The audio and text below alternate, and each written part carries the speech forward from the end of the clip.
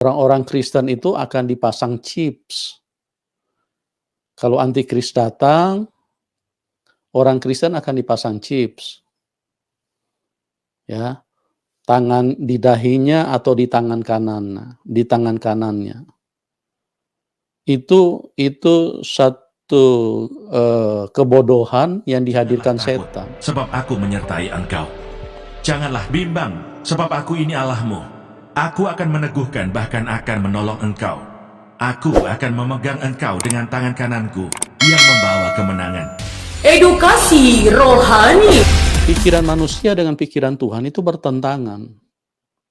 Kenapa?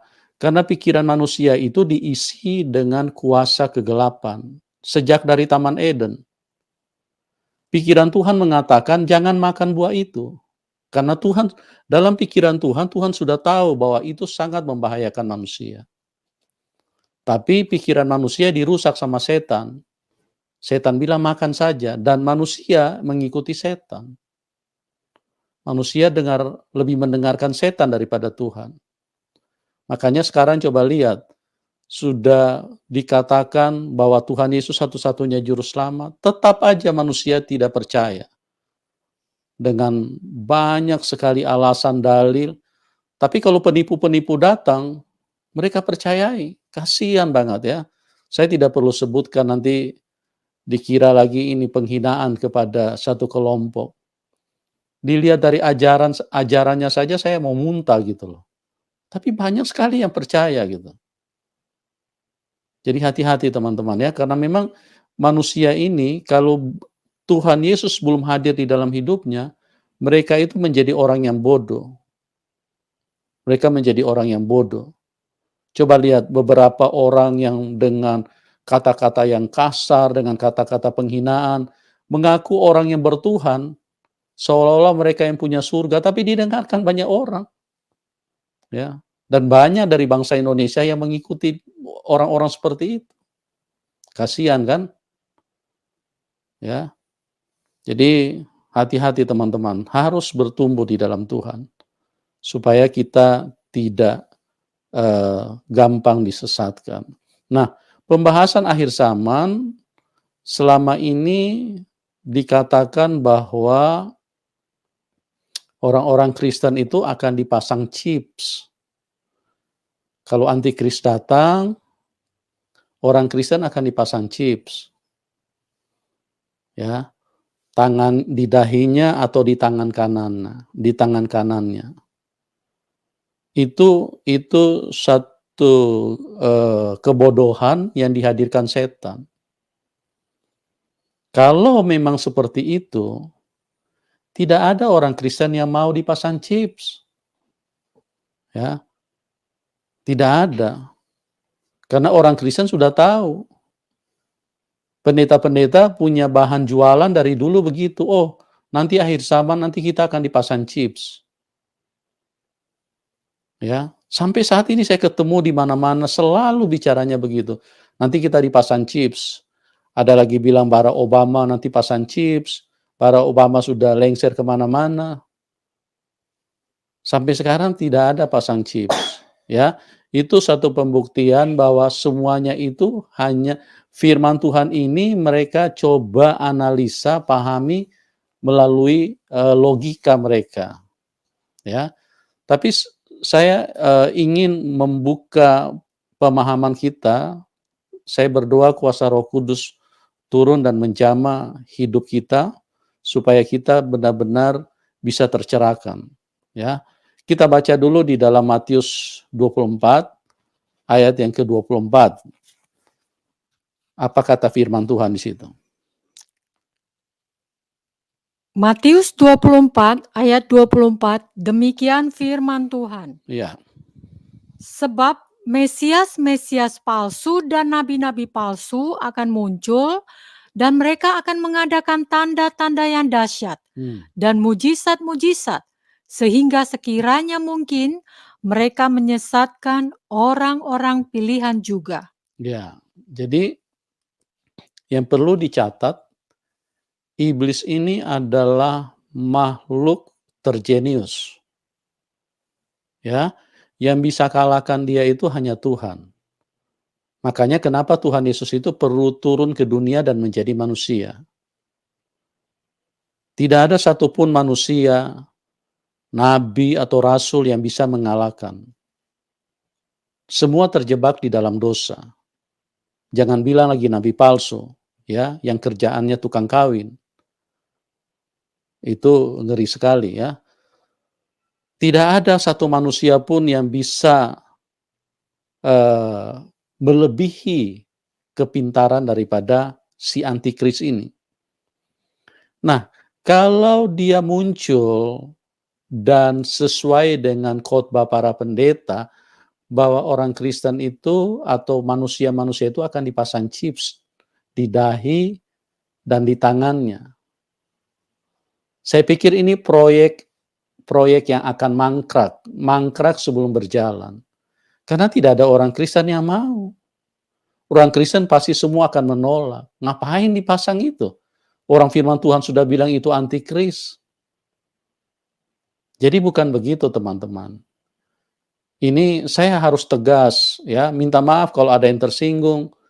Tapi kalau Anda tidak mau memaafkan, silakan tersinggunglah. Yang penting banyak orang bisa terselamatkan, bisa menjadi cerdas. Itu tidak ada, ya. Karena iblis ini makhluk yang sangat jenius. Dia kalau mau melakukan sesuatu, dia pastikan bahwa program itu harus berjalan. Manusia harus ikut. Nah, kalau dipasang chips, tidak ada orang Kristen yang mau ikut. Tidak ada. Karena dari dulu sudah diajarin, awas nanti dipasang chips, anak-anak. Ya. Beberapa hari lalu saya sudah sempat bahas juga tentang angka 666. Karena bagi gereja selalu angka 666 itu dianggap menakutkan. Padahal 666 itu angka berkat yang luar biasa. Nah, kenapa gereja tidak tahu? Karena gereja disesatkan. Ya. Karena saya tidak mengerti pendeta-pendeta ini dapatkan pewahyuan hanya berdasarkan mungkin sekolah. Bukan pewahyuan dari Roh Kudus. Sekali lagi, Alkitab ini pikiran Tuhan. Yang bisa paham ini hanya Roh Kudus. Jadi kalau pendeta atau hamba Tuhan tidak dipenuhi Roh Kudus, dia tidak bisa memahami Alkitab ini. Ya, sampai 700 tahun pun kita sekolah, kita tidak bisa mengerti ini. Ya. Karena manusia itu bersifat jasmani, bersifat daging. Sementara Tuhan itu bersifat roh. Itu kan pertentangan. Kan sudah selalu dikatakan kalau kamu hidup oleh daging, kamu akan mati. Tapi kalau kamu hidup oleh roh, kamu akan hidup. Jadi dua kehidupan yang berperang, yang bertentangan. Jadi itu tidak mungkin, teman-teman. Karena iblis ini, dia akan menyesatkan orang pilihan juga. Coba kita ulang ayat ini, Matius 24 ayat 24. Ya, dia akan menyesatkan orang pilihan, orang-orang Kristen. Nah, kalau orang Kristen ini tidak cerdas, ya, tidak mungkin iblis, kalau iblis ini tidak cerdas, dia tidak mungkin bisa mengalahkan orang Kristen. Makanya dia tidak mungkin muncul yang bertentangan dengan pikiran manusia. Dia akan muncul yang membuat manusia benar-benar cespleng, berjalan di jalan dia dan tidak akan ada hambatan. Karena iblis ini sangat luar biasa kejeniusannya. Ya, sekali lagi hanya Tuhan Yesus yang bisa kalahkan. Kita lihat ini ayat 24. Orang-orang pilihan pun akan ditipu sama dia. Sebab Mesias-Mesias palsu dan nabi-nabi palsu akan muncul. Ya.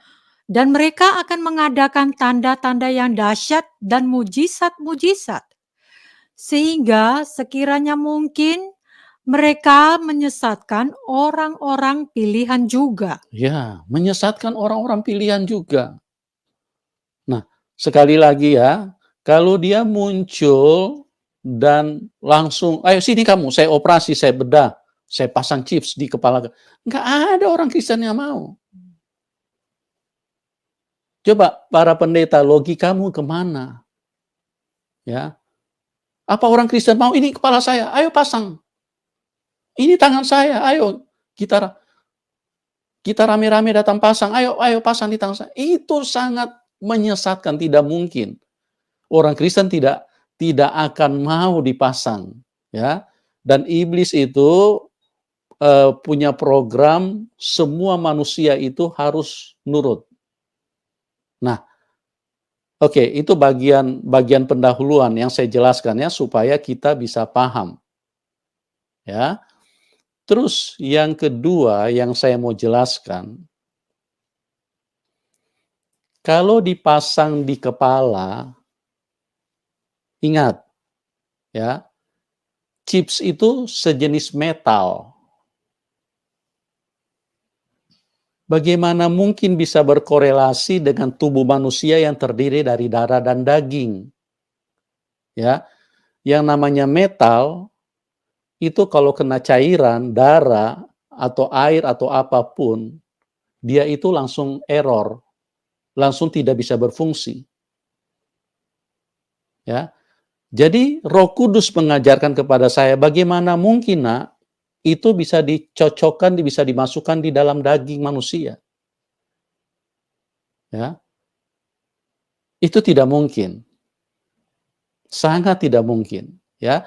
Kalau dipasang di kepala manusia atau di tangan manusia, kemungkinan besar kalau metal yang dipasang itu bisa terjadi kanker atau gangguan kesehatan buat manusia. Dan tidak ada dokter yang bodoh yang ingin merusak kehidupan manusia mau pasang itu. Ya, seluruh dunia tidak mungkin mau pasang itu, pasti akan menolak. Jadi omong kosong itu ya. Jadi itu adalah penyesatan di dalam gereja, itu tidak mungkin bisa terjadi. Oke?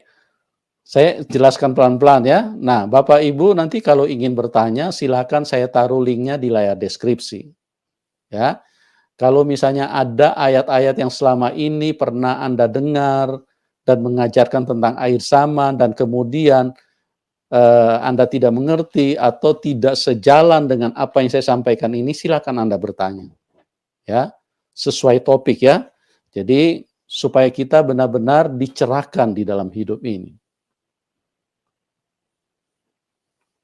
Terus bagian selanjutnya, ya, di Indonesia saja kurang lebih ada 280 juta. 280 juta manusia. Ya.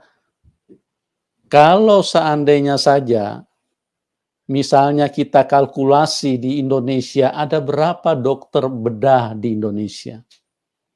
Kira-kira berapa banyak? Taruhlah katakan mungkin 5.000 lah di seluruh Indonesia, 5.000 dokter bedah. Mungkin ya plus minus lah, bisa kurang, paling kalau lebih sedikit. Kalau dokter umum banyak. Kalau dokter bedah itu jumlahnya itu tidak seperti dokter umum, ya. Nah, kalau sekarang dia misalnya katakanlah ada dokter bedah di Indonesia 5.000 orang saja. 5.000 orang. Kalau misalnya penduduk Indonesia menjadi 300 juta. Menjadi 300 juta ya. Berarti satu dokter itu harus bedah berapa orang? Satu dokter itu harus operasi 60.000 orang. Coba, ini saya ajak untuk kita berpikir, karena firman Tuhan bilang, barang siapa yang berhikmat, hendaklah dia berhitung. Ya, logika kita ini dipakai. Jangan cuma baca, karena kita punya pikiran, oh nanti dipasang tanda, dipasang ini. Oh berarti nanti akan ada dipasang chips nanti di ini. Itu ngawur betul tuh. Ya. Jadi itu sebabnya teman-teman saya bicara ini, saya tidak menyebutkan siapapun karena saya menghargai siapapun. Ya. Tidak ada untuk mendiskreditkan, saya hanya ingin meluruskan supaya manusia tidak jadi tersesat dan tidak mengalami bahaya atau bisa berkemenangan di dalam hidup ini. ada 300 juta. Berarti kalau ada 5.000 dokter bedah di seluruh Indonesia ya, 5.000 itu sudah banyak sekali itu dokter bedah. Berarti satu orang itu harus operasi 60.000 orang. Nah, coba 60.000 orang, berapa banyak waktu yang dibutuhkan? Kalau dokter bedah saja satu hari bisa operasi satu, berarti satu dokter itu 1 tahun itu hanya bisa operasi 365 orang. Ya. Kalau dia bisa operasi 10 orang, bisa nggak? Kira-kira menurut logika kita nih, bisa nggak satu dokter operasi 10 orang satu hari? Anggaplah bisa, ya. Kita memberikan kelonggaran, anggaplah bisa. Ya, operasi, pokoknya kita anggap ini dokter yang sudah lihai-lihai, sudah lincah-lincah, sudah pintar-pintar nih ya, dioperasi 10 orang. 1 tahun berapa? 3.600 orang yang bisa dioperasi. Hanya 3.600 orang. Sedangkan satu dokter dia harus mengoperasi sebanyak 60.000 manusia. Kalau Indonesia mencapai 300 juta. Ya. Dari mana kengawuran ini pendeta-pendeta bilang akan dipasang, dioperasi, terus kemudian kita akan dimasukkan alat itu di dalam tubuh manusia, antikris. Itu sangat tidak mungkin, teman-teman. Ngawur sekali, ya. Jadi itu tidak mungkin terjadi. Karena kalau dia ada 5.000 dokter bedah, maka dia harus operasi untuk Indonesia saja ya. Dia harus operasi 60.000 orang per dokter. Baru bisa menyelesaikan itu. Nah, kalau 60.000 orang, kalau misalnya dia bisa operasi 10 orang satu hari, itu pun sudah, saya pikir itu pekerjaan yang sangat berat. Tapi kita anggap oke lah, taruhlah dia bisa operasi 10 orang.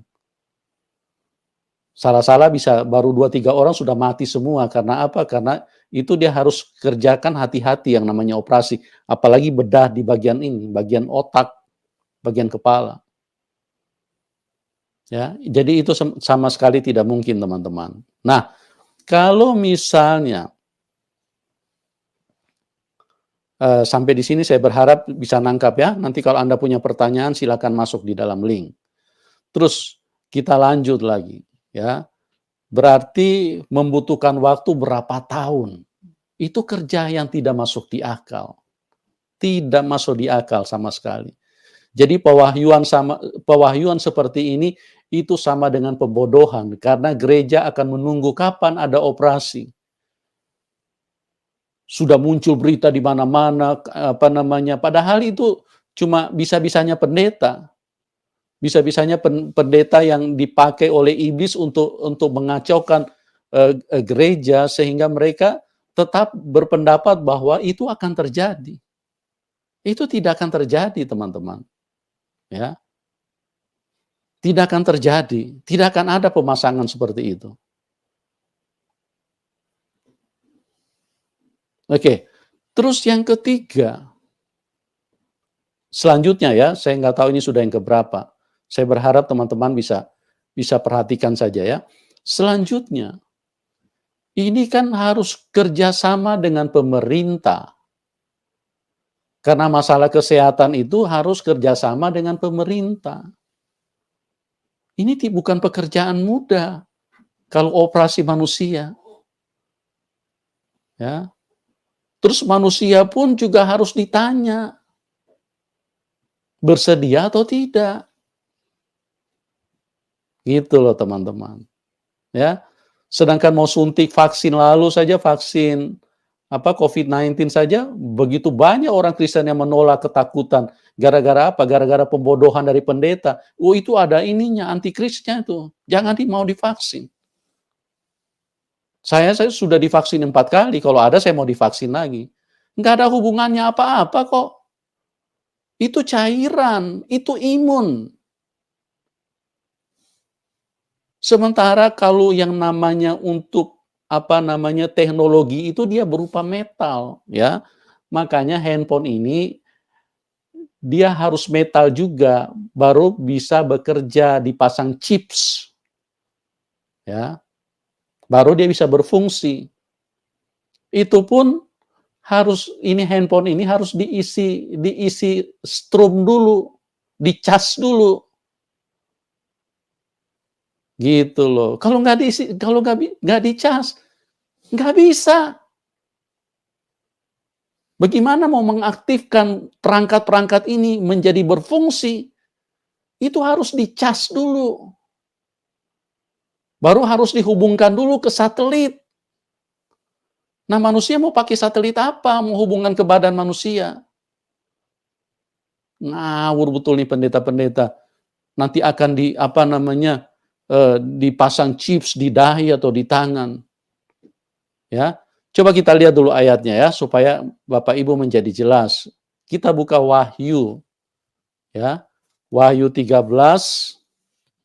ayat 16 sampai 18. Nah, sebelum kita baca, saya ingatkan nanti sebentar kalau mau bertanya, Anda misalnya mau bertanya tentang apa yang pernah didengar sebelumnya, siapkan ayat-ayatnya ya, karena saya tidak melayani kalau tidak pakai ayat, ya. Jadi supaya pembicaraan kita menjadi terarah, ya. Jangan cuma, "Oh, saya dengar begini, itu nggak perlu, saya tidak akan bahas.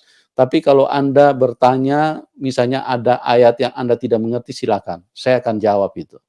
Kita lihat nih di dalam Wahyu 13 ayat 16 mulai.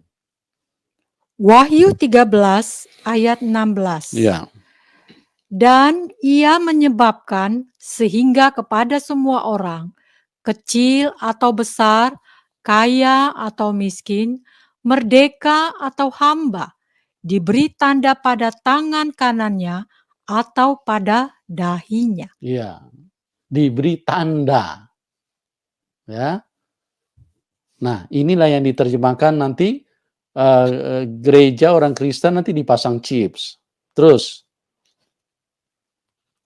Ayat 17, dan tidak seorang pun yang dapat membeli atau menjual selain daripada mereka yang memakai tanda itu. ya, perhatikan baik-baik. Tidak ada seorang pun yang dapat membeli atau menjual, ya. Ini berarti ada hubungannya dengan ekonomi atau perdagangan. Tolong dicatat baik-baik teman-teman ya. Jadi ini ada hubungan dengan ekonomi, perdagangan, dan juga berhubungan dengan perbankan. Ya, kalau namanya jualan, beli atau jual, itu pasti kaitannya dengan perbankan. Ya, jadi catat baik-baik supaya kita ini menjadi orang Kristen yang cerdas, yang pintar. Jadi jangan gampang dibodoh-bodohin ya. Apalagi ini yang khotbah-khotbah ini para pendeta. Saya tidak tahu dapat pewahyuan dari mana mereka bisa bilang pasang tanda. Nggak tahu tanda apa, mungkin tanda dari Arab sana atau dari Ethiopia mungkin mau dipasang. Ngawur sekali. Ya. Jadi tidak akan ada ya. Kita terus baca ayatnya. Jadi catat ya, ini bicara tidak ada seorang pun yang dapat berjual beli selain daripada orang-orang yang memakai tanda itu yang dipasang chips itu. Menurut penjelasan dari pendeta.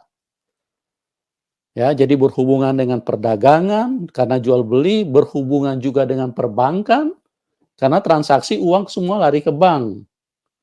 Ya, sekarang saja coba lihat, di China atau di negara-negara maju sudah jarang orang yang memegang uang cash.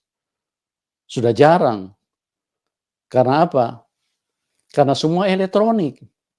Ya, jadi semuanya transaksi langsung. Jadi transaksi kita semua terhubung dengan perbankan. Nah, coba.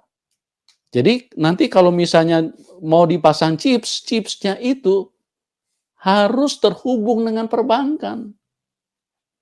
Gitu loh. Chipsnya itu harus terhubung dengan perbankan.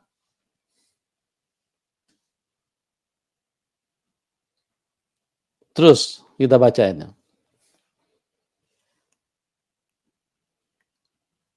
Saya ulang, Dan tidak seorang pun yang dapat membeli atau menjual selain daripada mereka yang memakai tanda itu, Ya, tidak ada i- seorang pun. yaitu nama binatang itu atau bilangan namanya. Yang penting di sini ialah hikmat. Ya, perhatikan. Yang penting hikmat. Ya, hikmat atau kecerdasan atau kemampuan untuk menganalisa sesuatu.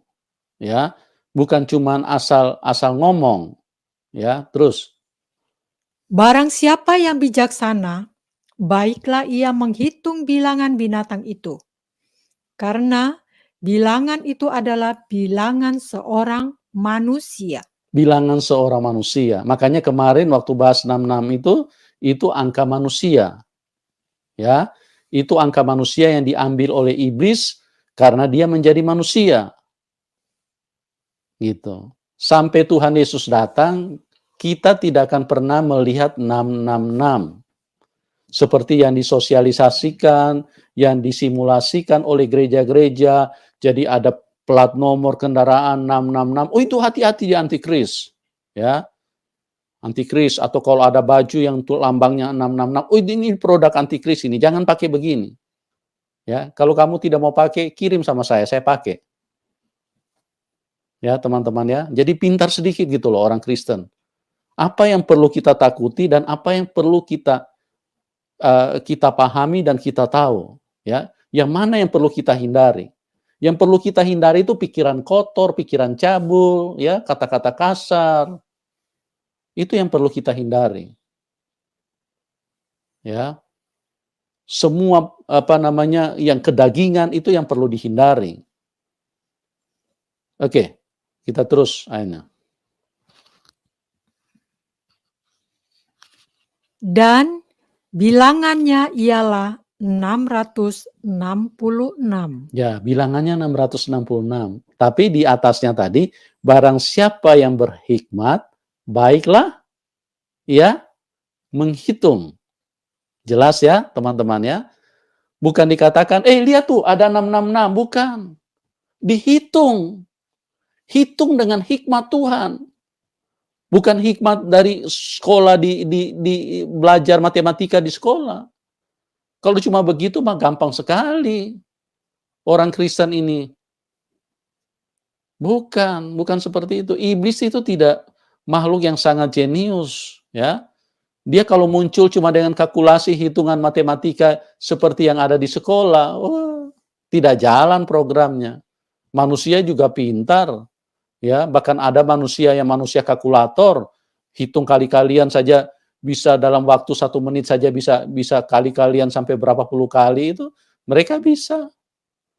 Kalau iblis muncul dengan cara seperti itu nggak laku programnya. Manusia tidak ada yang bisa dikuasai, ya.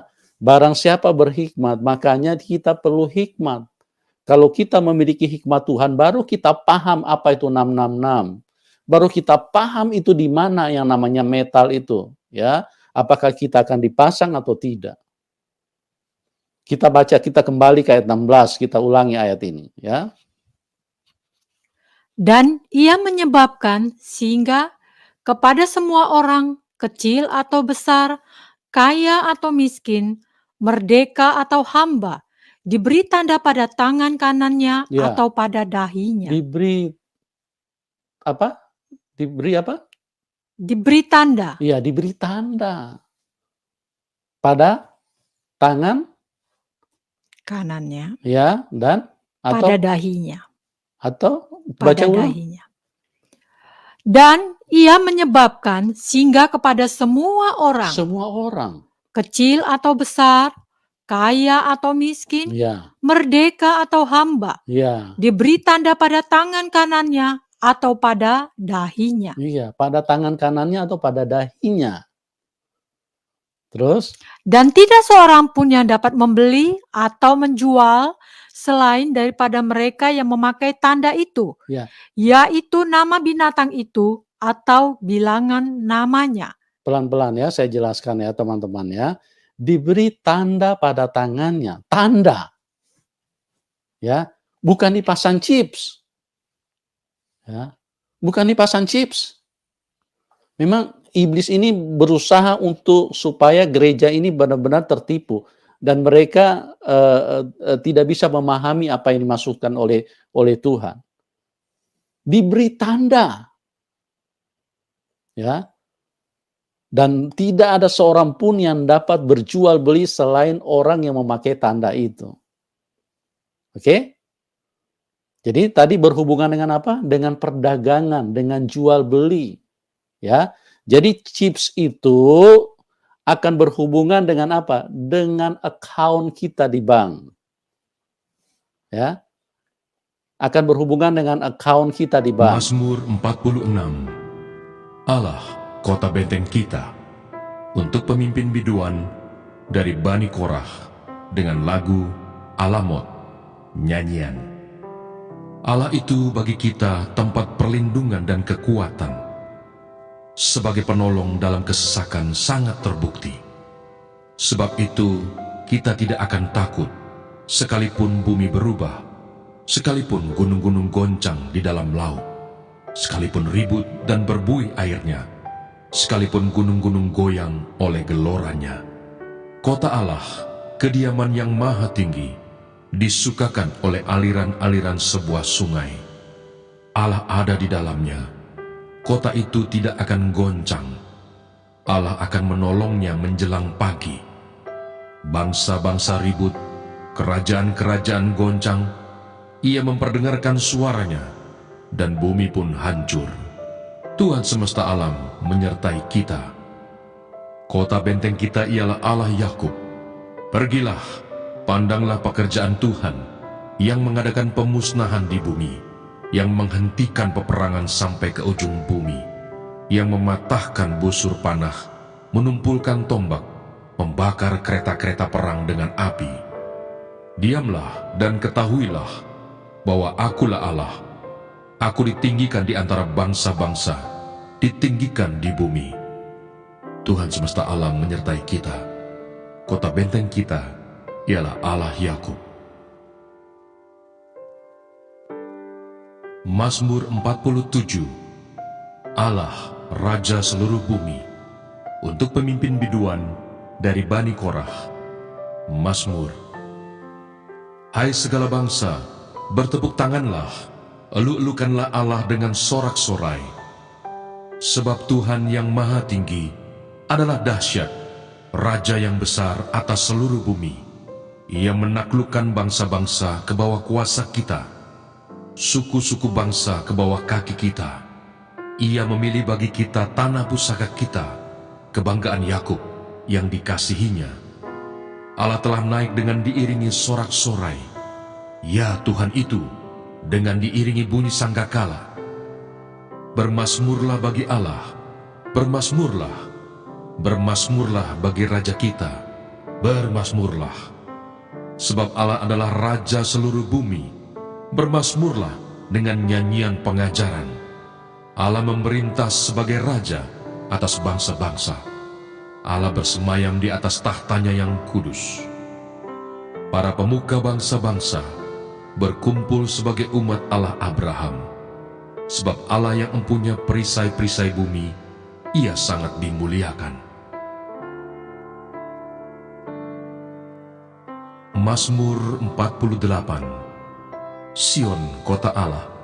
Nyanyian Mazmur Bani Korah. Besarlah Tuhan dan sangat terpuji di kota Allah kita. Gunungnya yang kudus, yang menjulang permai, adalah kegirangan bagi seluruh bumi. Gunung Sion itu jauh di sebelah utara, kota Raja besar. Dalam puri-purinya, Allah memperkenalkan dirinya sebagai benteng. Sebab lihat, raja-raja datang berkumpul, mereka bersama-sama berjalan maju. Demi mereka melihatnya, mereka tercengang-cengang, terkejut, lalu lari kebingungan. Kegentaran menimpa mereka di sana. Mereka kesakitan seperti perempuan yang hendak melahirkan. Dengan angin timur, engkau memecahkan kapal-kapal Tarsis. Seperti yang telah kita dengar, demikianlah juga kita lihat. Di kota Tuhan semesta alam, di kota Allah kita, Allah menegakkannya untuk selama-lamanya. Kami mengingat ya Allah, kasih setiamu di dalam bait-Mu. Seperti nama-Mu ya Allah, demikianlah kemasyuran-Mu sampai ke ujung bumi.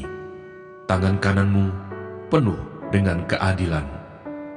Biarlah gunung Sion bersukacita, biarlah anak-anak perempuan Yehuda bersorak-sorak oleh karena penghukuman-Mu. Kelilingilah Sion dan edarilah dia.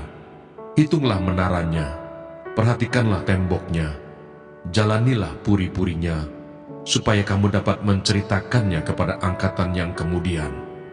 Sesungguhnya inilah Allah. Allah kitalah Dia, seterusnya dan untuk selamanya.